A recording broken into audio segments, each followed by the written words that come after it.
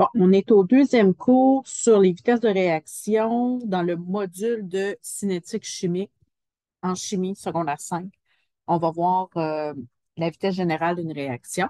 Donc, on va voir que lorsqu'on connaît la vitesse de réaction par rapport à un réactif ou à un produit, on est capable de déterminer les autres vitesses des autres molécules qui sont en jeu dans la réaction chimique. Donc, on avait fait des exemples au cours précédent avec les différentes transformations puis les différents calculs de vitesse de réaction en fonction des réactifs, en fonction des produits.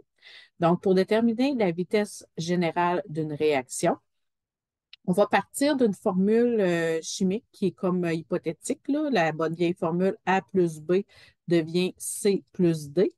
La lettre minuscule qui est devant, là, le AA, là, la petite lettre ici étant le coefficient. Donc, dans le cas de chacun, on intègre le coefficient parce que la vitesse générale d'une réaction, ça a le rapport avec le coefficient. Donc, la vitesse générale pour une réaction donnée, ce serait la vitesse de la molécule A sur le coefficient de la molécule A, la vitesse qui est égale, ici c'est une égalité, qui est égale à la vitesse de la molécule B sur le coefficient B, et etc. Même chose pour C et D. On va aller faire un exemple.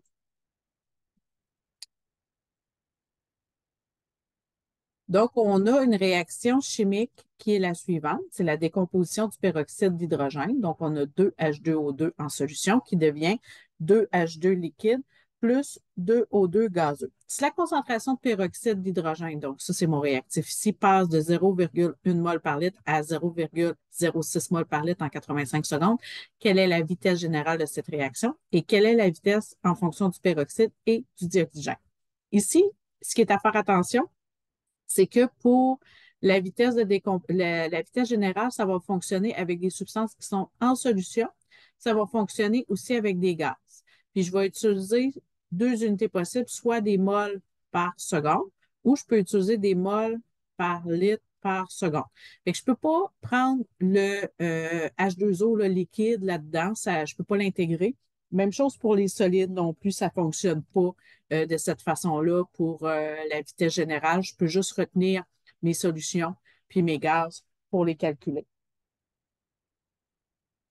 Donc, ce qu'on va venir faire ici en premier, là, parce qu'on a comme deux questions, là,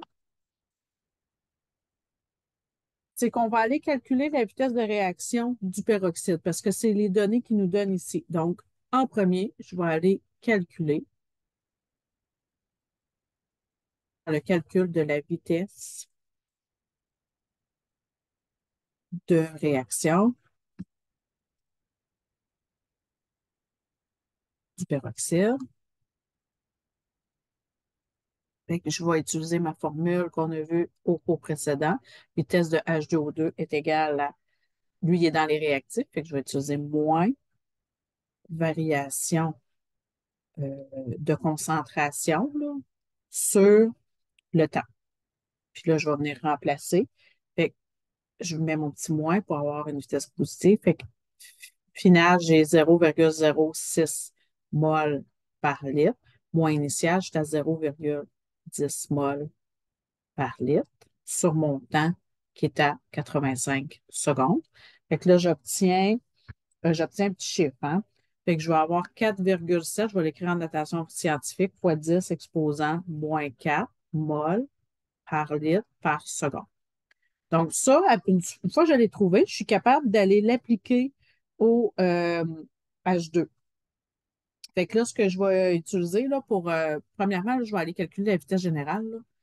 Fait que je vais aller marquer mon étape, là. Calcul de la vitesse générale.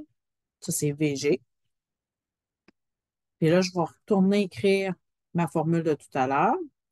Fait qu'on dit que la vitesse générale est égale à la vitesse de A sur petit a est égale à la vitesse de B sur petit b est égale à la vitesse de C sur petit c. Donc là, on va remplacer. Moi, je cherche la vitesse générale. J'ai en main la vitesse de H2O2.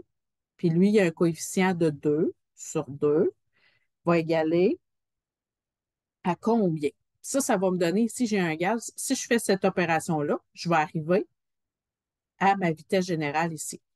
Fait que si je reprends mon chiffre, donc c'est 4,7 fois 10 exposé à moins 4. Ça, c'est la vitesse de H2O2, mol par litre par seconde. Ça, c'est ce que je viens de calculer. Je le divise par son coefficient. Puis, dans cette réaction-là, là, ça veut dire que la vitesse générale est à 2,4 fois 10 exposé à moins 4 mol par litre par seconde. Puis là, ben, si je le calcule en fonction de O2, qui est comme ma deuxième question, fait que là, je ferai mon calcul en fonction du O2 qui est dans mes produits. Ben là, je vais aller travailler ma vitesse générale est égale à la vitesse de H2O2 sur 2 va égaler à vitesse de O2 sur 1. Fait que là, parce que lui, il y a un coefficient de 1 ici. Puis je n'ai pas mis mon H2O parce qu'il est liquide, là, je ne retiens pas cet état-là. Fait que là, dans le fond, autrement dit, ma vitesse générale, ça correspond à la vitesse d'une molécule qui a un coefficient de 1, là, parce que là, lui, je l'ai divisé par 2, ça donnait mon coefficient de 1. Même affaire, si je remets ma vitesse de 4,7 fois 10 exposé à moins 4 mol par litre par seconde fois 2, ben là, ici, avec un produit croisé, je serais capable de trouver ma vitesse de O2.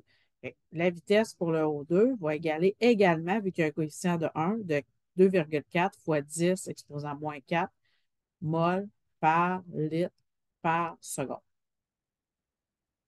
Fait que ça, c'est pour l'exemple qui est à la page, là, on est rendu à la page 4 du document de théorie.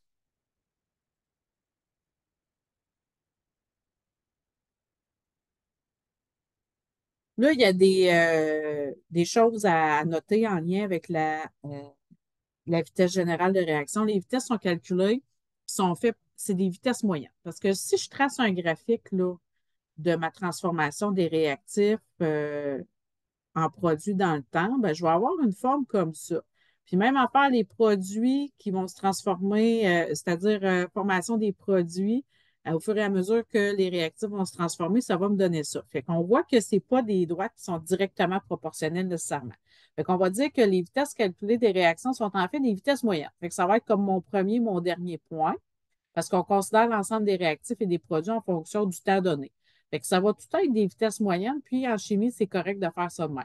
Si je veux la vitesse à un temps donné, par exemple, je dois utiliser la méthode par intervalle. Donc, si je veux le point ici, là, ça c'est par rapport à mes produits, ben, je vais prendre le point juste après, puis le point juste avant pour faire delta Y sur delta X. Quand j'ai le graphique, par exemple. Ça, c'est la façon de faire pour une vitesse instantanée. Ça reste vrai, la définition de ça, mais quand on fait la vitesse générale, il faut retenir que c'est tout le temps donné. Donc, ça serait une vitesse qui serait moyenne, étant donné la valeur des courbes.